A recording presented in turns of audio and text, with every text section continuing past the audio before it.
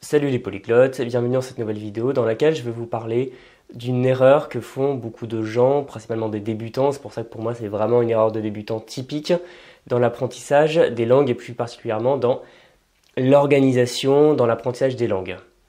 Bon, c'est une erreur qu'il fallait quand même que je vous signale parce que elle est assez contre-intuitive. On va souvent la faire en partant d'une bonne intention. Et bon, c'est pas très grave parce que si on a cette bonne intention, c'est qu'on est déjà plutôt bien lancé. Mais ça peut facilement vous amener à être dégoûté, à en avoir marre, à être fatigué de votre projet. Et je ne vais pas faire durer plus longtemps le suspense, il s'agit tout simplement du fait de trop travailler. Voilà, c'est pour ça que c'est contre-intuitif, parce qu'on se dit, bah voilà, si je travaille beaucoup, je vais progresser plus vite. Mais en fait, pas toujours. Et ça, c'est un problème que je vois chez pas mal de débutants, de gens qui se lancent dans un projet, qui le font depuis pas très longtemps. Par exemple, dans les accompagnements personnalisés ou dans les échanges avec les formations. Ce sont des personnes qui me disent, bah en fait là, je me suis mis à l'anglais, à l'allemand, à l'espagnol, voilà, peu importe. Et je l'en fais pendant 2 heures par jour. Ou pire, 3 heures par jour, même 4 heures par jour. Et en fait, on pourrait se dire que c'est bien, on pourrait se dire, bah voilà, c'est super, si tu progresses, si tu travailles autant, tu vas très vite progresser. Bah en réalité, c'est pas exactement ce qui va se passer.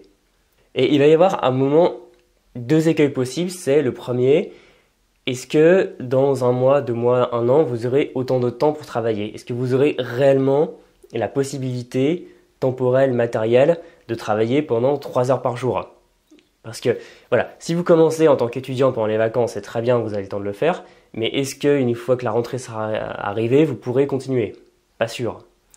Et aussi le problème, c'est que dans un premier temps, il y a l'effet que moi j'appelle tout le temps tout nouveau, tout beau, c'est-à-dire c'est comme quand on a un nouvel objet, un nouvel appareil, une nouvelle voiture, je sais pas, voilà, peu importe. On est toujours content de l'avoir, on donne toute l'attention, et au bout d'un moment, on s'en lasse, ça fait partie du paysage, et on investit moins d'énergie, on est moins enthousiaste. Et c'est souvent ce qui se passe avec les langues, c'est parce que quand vous commencez vos premiers cours, vous achetez votre méthode ou autre, vous avez tout l'enthousiasme de la nouveauté qui vous envahit. Et là, vous avez une motivation à en faire et vous pouvez travailler aussi longtemps que vous voulez. Mais maintenant, qu'est-ce qui va se passer au bout de 2 semaines, un mois, 3 mois, etc. quand ce sera devenu plus normal, quand la motivation sera retombée? C'est pour ça que moi je préfère parler de discipline, d'habitude de travail, même de routine on pourrait dire, même si ça fait un peu peur parce que ça a l'air ennuyeux. Mais je préfère parler de ça plutôt qu'une motivation, parce que la motivation, c'est vraiment par grands accès soudains et rares finalement, alors que les habitudes de travail qu'on prend, il n'y a même plus besoin d'être motivé. Donc je préfère partir de ça. Et en fait, voilà, beaucoup travailler, vous pouvez le faire, il n'y a pas de problème, mais vous risquez de le payer plus tard quand vous aurez moins de motivation et aussi moins de temps. Et la cause de tout ça, à mon sens, c'est une culture du travail qu'on a, je dirais en Occident, en France, une culture très judéo-chrétienne du travail. Bon, je ne vais pas rentrer dans des détails philosophiques, mais où on pense que plus on travaille, plus on fait d'efforts, plus il y a de résultats. C'est comme si vous aviez une machine, plus vous mettez de carburant dedans, plus il y aura de choses produites. Et c'est un peu, si vous vous souvenez de l'école des maths, une fonction linéaire, c'est-à-dire que f en fonction du travail égale résultat. Avec plus vous mettez de travail, plus vous avez une courbe qui grandit comme ça de manière linéaire. Malheureusement, ça se passe pas comme ça. Ça se passe pas comme ça, et je le sais parce que personnellement, j'ai une expérience et une formation de chef de projet, donc j'ai pu étudier pas mal de choses là-dessus. Et par exemple, ça sert à rien dans une entreprise et dans le monde du travail de vouloir augmenter sans arrêt le temps de travail des personnes à 8 heures, 9 heures par jour, parce qu'en réalité, un employé, par exemple, est à fond. Il va donner le maximum de lui-même pendant 6 heures maximum, pas plus. C'est-à-dire que le reste du temps, il y aura des moments un peu de flottement. Et à mon sens, tout ça, toute cette culture, on l'a un peu à cause de l'école. Parce que je trouve que l'école française est très basée sur la quantité. On a beaucoup d'heures de cours, on a aussi beaucoup de vacances, mais on a des journées à rallonge. On fait des heures de cours dans lesquelles on fait des exercices. Et une fois qu'elles sont terminées, on rajoute une couche de devoirs. Même si vous avez fait des études littéraires, on est un peu aussi au rendement au niveau des mots, c'est-à-dire plus vous rendez de pages dans une copie, dans les dissertations, généralement vous mieux faire une dissertation de 8 pages plutôt que 5. Alors que par exemple dans le monde anglo-saxon, vous avez un nombre de mots à respecter à peu près, plus ou moins, et si vous dépassez, vous vous faites couper. Il y a tout ce qui dépasse qui est coupé. Bon, je dis pas que c'est mieux, mais voilà, dans la culture française, dans l'école, on est dans une culture très productiviste. Plus on en fait, mieux c'est. Et ça se retrouve après, logiquement, dans le monde du travail. Vous avez cette espèce de culture. Si vous avez déjà travaillé dans des bureaux, par exemple dans un open space, cette espèce d'environnement de l'enfer où tout le monde s'épie, quand l'heure de partir est arrivée, généralement il n'y a personne qui se lève, les gens attendent minimum 5 minutes pour ne pas être vus comme le premier qui part, le fonctionnaire comme on dit. Voilà, donc on a cette culture un peu d'être présentiel, de trop en faire, sachant qu'en plus, voilà, si vous avez travaillé dans des bureaux, vous savez qu'au bout d'un moment, les gens font plus semblant de travailler que réellement travailler, passer une certaine heure. Et ça, je vous propose de le casser. Bon, dans le monde du travail, vous pourrez peut-être pas, parce qu'il faudra peut-être des pressions. En tout cas, pour votre apprentissage d'une langue, dont vous êtes totalement maître, eh ben, vous pourrez passer au-dessus de ça. Vous pourrez retrouver l'efficacité dans le travail. Et c'est-à-dire travailler un peu moins, mais mieux, apprendre plus. Et vu que je vous ai expliqué qu'en fait, on ne pouvait pas travailler et être productif au-delà d'une certaine limite, bah, ce qu'il faut savoir, c'est que si vous essayez de travailler 3 heures par jour, non seulement ça va être démotivant sur le long terme, mais pour vous, ce ne sera même pas efficace. Parce que je donne beaucoup d'importance au concept de l'énergie. Bon, il n'y a rien d'ésotérique là-dedans, c'est pas de l'énergie spirituelle, c'est juste votre énergie, votre pêche, quoi, si vous êtes réveillé ou pas.